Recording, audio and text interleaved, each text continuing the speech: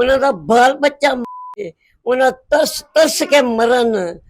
गोलियां सामने मारो बस।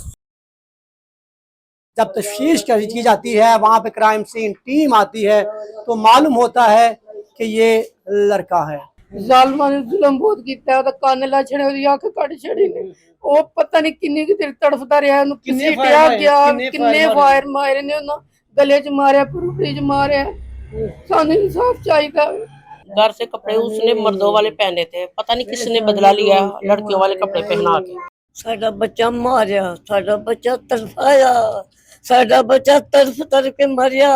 अल्लाह उन्होंने खानदान पर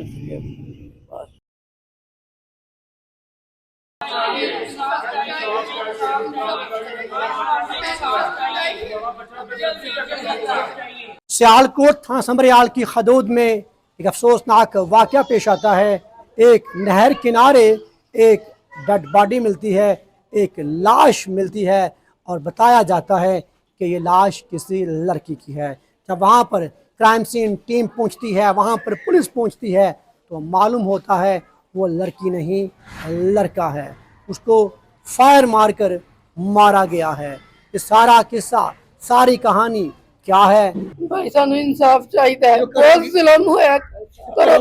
करो दरबार गया, दरबार होया, मैं अंदर रोटी बना दो, रोटी बना के रखी है, दूध गर्म किया, पता नहीं लगा कि उन कॉल आई है या नहीं आई, उन्हें कुछ नहीं दसिया। उन्हें पता सी सौ गया अंदर। सुबह उठ के आई है तो दुध उत्थे पिया होवे, देखती रही है कि दूध नहीं लिया, दही नहीं लिया, पर तो आया ही नहीं घर, कुछ नहीं किया घर की क्या किया जाने ने तुम क्या करो, कुछ नहीं कह के गया, कुछ नहीं कह के गया।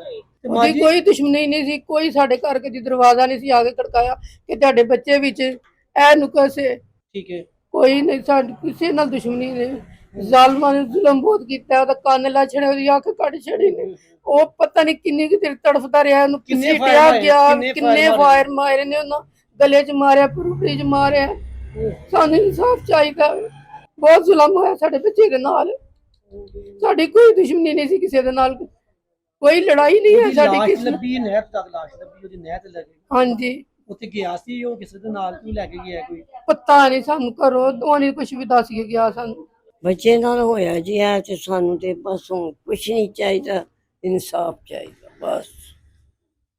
ਇਨਸਾਫ ਹੋਣਾ ਚਾਹੀਦਾ। ਸਾਡਾ ਬੱਚਾ ਮਾਰਿਆ, ਸਾਡਾ ਬੱਚਾ ਤਰਫਾਇਆ, ਸਾਡਾ ਬੱਚਾ ਤਰਫ ਤਰਫ ਕੇ ਮਰਿਆ। ਅੱਲਾਹ ਉਹਨਾਂ ਦਾ ਖਾਨਦਾਨ ਪਰ ਬਸ। ਸਾਡੀ ਇਹ ਦੁਆ ਹੈ, ਕੋਈ ਸਾਡੀ ਨਾਰਾਜ਼ਗੀ ਨਹੀਂ, ਕੋਈ ਸਾਡੀ ਲੜਾਈ ਨਹੀਂ। ਸਾਡਾ ਆਜ਼ਮ ਮਹੱਲਾ ਪੁੱਛ ਲੋ, ਕਿਸੇ ਅੰਬਲ ਦੀ ਗੱਲ ਕੋਈ ਨਹੀਂ।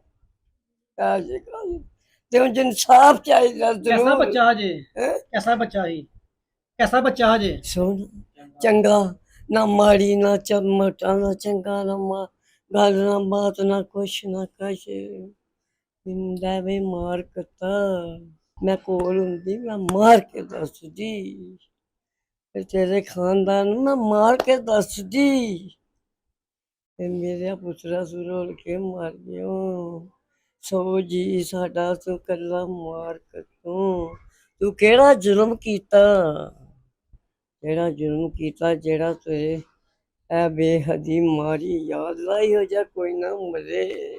ਉਹਨਾਂ ਦਾ ਸਾਰਾ ਖਾਨਦਾਨ ਮਰੇ। ਮੈਂ ਜੀ ਇਹਦਾ ਬੱਚੇ ਇਸ ਦਾ ਮਾਮੂ ਆ। ਦੇਖਿਆ ਉਹ ਜਾ ਕੇ ਨਹੀਂ ਸਰ, ਅਸੀਂ ਆ ਸਰੂਰ ਦੇ, ਤੇ ਜਦੋਂ ਸਾਨੂੰ ਇਤਲਾਹ ਮਿਲੀ ਹੈ ਤੇ ਅਸੀਂ ਪਹਿਲਾਂ ਝੂਠ ਸਮਝਦੇ ਰਹੇ ਹਾਂ ਕਿ ਬੱਚੇ ਦੀ ਕਿਸੇ ਨਾਲ ਕੋਈ ਗੱਲਬਾਤ ਨਹੀਂ, ਦੁਸ਼ਮਣੀ ਨਹੀਂ, ਉਹ ਇਸ ਤਰ੍ਹਾਂ ਦਾ ਹੈ ਨਹੀਂ। ਉਹ ਤਾਂ ਮੈਨੂੰ ਵੇਖ ਕੇ ਵੀ ਵਿਚਾਰਾ ਛੁਪ ਜਾਂਦਾ ਹੁੰਦਾ ਸੀ ਕਿ ਮਾਮੂ ਮੈਨੂੰ ਛਿੜਕੇਗਾ ਕਿਤੇ ਕਰ।